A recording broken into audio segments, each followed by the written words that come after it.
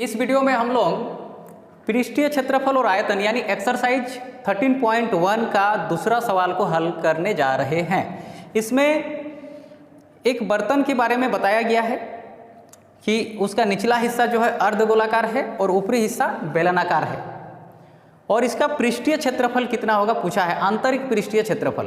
तो एक बात आप लोग ध्यान दीजिएगा, आंतरिक पृष्ठीय क्षेत्रफल पूछे या बाहरी पृष्ठीय क्षेत्रफल पूछे, दोनों ही समान होगा जब तक इस बर्तन का मोटाई दिया हुआ ना हो।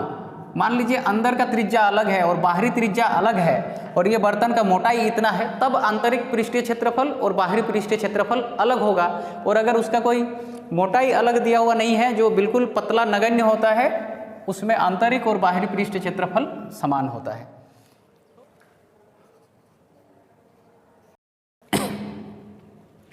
तो इस सवाल को हम लोग हल करने जा रहे हैं। इसका आंतरिक पृष्ठीय क्षेत्रफल, इस बर्तन का आंतरिक पृष्ठीय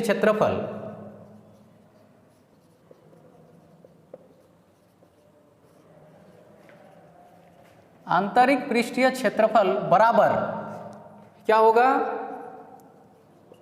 बेलनाकार भाग का क्षेत्रफल प्लस अर्धगोलाकार भाग का क्षेत्रफल। अब इसमें बेलनाकार भाग का क्षेत्रफल क्या होता है, हमेशा याद रखिएगा, ये जो आधार होता है बेलन का, इस आधार का परिमाप यानी 2πr से अगर उसमें हम h गुना कर देंगे तो इसका पृष्ठीय क्षेत्रफल निकल गया। और अगर इस आधार का क्षेत्रफल यानी πr² उसमें अगर हम h गुना कर देंगे तो इसका आयतन निकल जाएगा। ये बेलन का फॉर्मूला है। तो ये बेलन हो गया, बेलनाकार भाग का क्षेत्रफल हो जाएगा 2πrh और अर्धगोलाकार भाग का पृष्ठीय क्षेत्रफल होता है 4πr²। तो क्योंकि ये आधा है इसलिए 2πr², ये निकलेगा ऐसा। अब इसमें हम एक चीज देखेंगे कि ये बर्तन का व्यास दिया हुआ है 14 सेंटीमीटर। इस बर्तन का व्यास दिया हुआ है 14 सेंटीमीटर, तो त्रिज्या उसका आधा हो जाएगा 7 सेंटीमीटर, यानी त्रिज्या हो जाएगा 7 सेंटीमीटर। तो ये त्रिज्या जब यहाँ से यहाँ तक 7 सेंटीमीटर है और ये अर्धगोलाकार भाग है, यानी ये भी यहाँ से यहाँ तक 7 सेंटीमीटर होगा, यहाँ से यहाँ तक हो जाएगा 7 सेंटीमीटर। इस प्रकार तब यहाँ से यहाँ तक का हाइट कितना होगा, जब ये 7 सेंटीमीटर है और टोटल 13 सेंटीमीटर है, यानी ये वाला भाग जो है बेलन का ऊंचाई जो है ये हो जाएगा आपका 6 सेंटीमीटर। ये बेलन का ऊंचाई हो जाएगा 6 सेंटीमीटर। इसको भी लिख लेना है। अगर आप फिगर बनाते हैं तो उसमें माइनस करके लिख सकते हैं। और अब इस वैल्यू को हम लोग यहाँ पे पुट करेंगे। इसको आप इस 2πrh का मान अलग से रखेंगे, फिर 2πr² का मान अलग से रखेंगे, फिर लास्ट में ऐड करेंगे तो भी आंसर निकलेगा।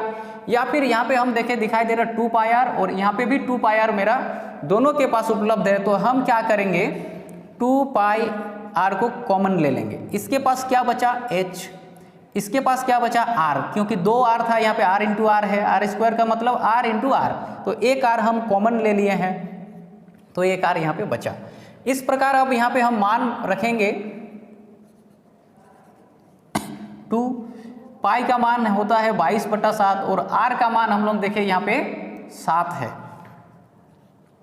और h का मान इधर हो गया 6 प्लस r का मान है 7। इस प्रकार ये इसके साथ कटेगा, 22 दूनी ये हो गया 44 इंटू 6 और 7 हो गया 13, 57 इतना सेंटीमीटर स्क्वायर। ये इसका आंसर है।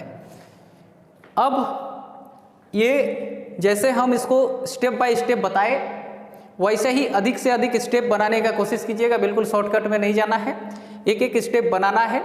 अब यहाँ पे जो है इसको ये हल करने के पहले ही हम लोग इस चीज़ को थोड़ा सा निकाल लेंगे। यहाँ पे हम लोग लिखेंगे चूंकि व्यास बराबर 14 सेंटीमीटर, देयरफॉर हम लिखेंगे त्रिज्या बराबर हो जाएगा 7 सेंटीमीटर। ये चीज़ हम पहले लिख लेंगे, उसके बाद इसको हल करेंगे। और बेलन का ऊंचाई, उसके बाद हम और एक लाइन लिखेंगे बेलन का, अतः बेलन का ऊंचाई ये हो जाएगा 13 - 7 यानी 6 सेंटीमीटर। ये डेटा मेरे पास उपलब्ध है, इसको पहले हम लोग लिख लेंगे, उसके बाद इसका फिर हम कुल पृष्ठीय क्षेत्रफल निकालेंगे।